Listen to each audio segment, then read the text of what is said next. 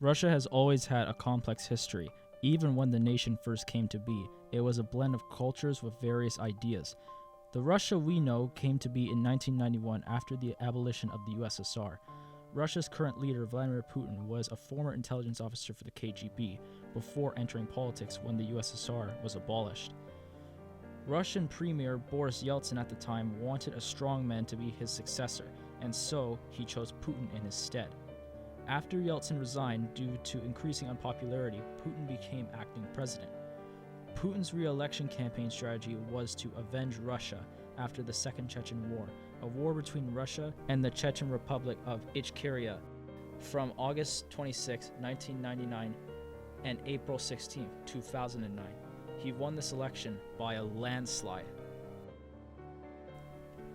Then, on February 24, 2022, Putin gave the order to invade the Eastern European nation of Ukraine, of whom they have very poor international relations with. On the 24th of February, Putin stated that Russia could not feel safe, develop, or exist due to what he claimed was a constant threat from modern Ukraine. He claimed that his goal was to protect the people that were being subjugated in Ukraine by the Russian forces from the bullying and genocide, and the aim for the demilitarization and denazification of Ukraine. Please note that there has been no genocide in Ukraine.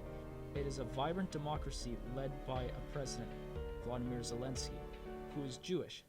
How could I be a Nazi? Said Mr. Zelensky, who has compared Russia's onslaught to Nazi Germany's invasion of Europe in World War II. Ukraine's chief rabbi and the Auschwitz Memorial has also rejected Russia's slur. As of March 9th, the estimated losses between the Russian and Ukrainian militaries and civilians are as follows. At least 13,000 are dead. 1.8 thousand have been non-fatally injured. There has been 2.1 million that have been displaced. At least 1.7 thousand buildings are destroyed. And the total amount of property damage is compared to 10 billion US dollars. I have a lot of family that live in the Ukraine, and seeing as how Putin has declared war on my home country, I think that it's only suiting for everybody to try to help as much as they can.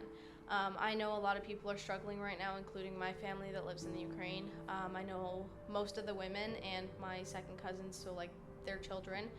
Anyone female has attempted or left via borders around Ukraine, but all the males and even my elderly great uncles and grandpas and all of them have to stay and fight back, which is really, really unsettling because they are all elderly. Basically, what makes you eligible to fight is if you have mobility, if you're not in a wheelchair or have a walker. If you can still walk, you can fight.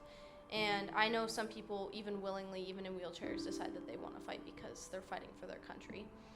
It's sad because you never think of something like this happening to your family.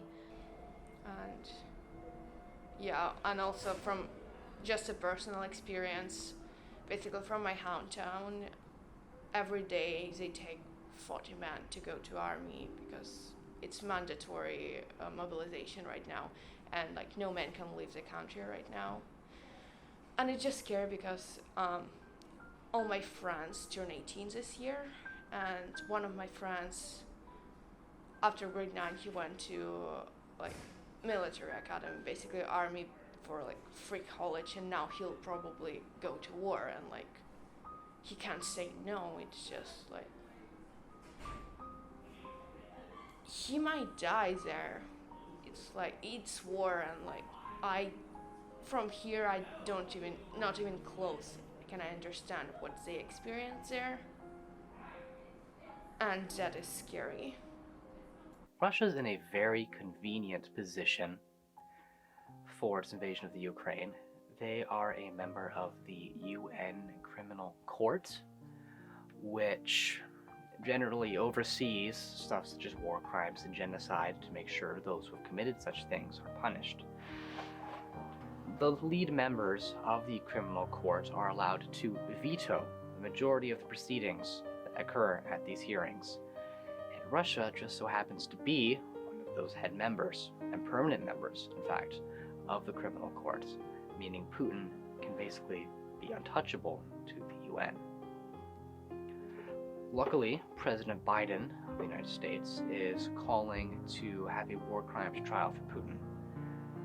Sorry, while this may hopefully occur, we must fortunately look to the facts and realize this may not happen.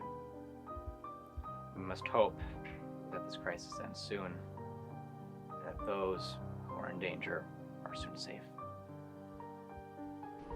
They can still hear the air sirens, that like announcement that the bombing is going on and they had to go to shelters.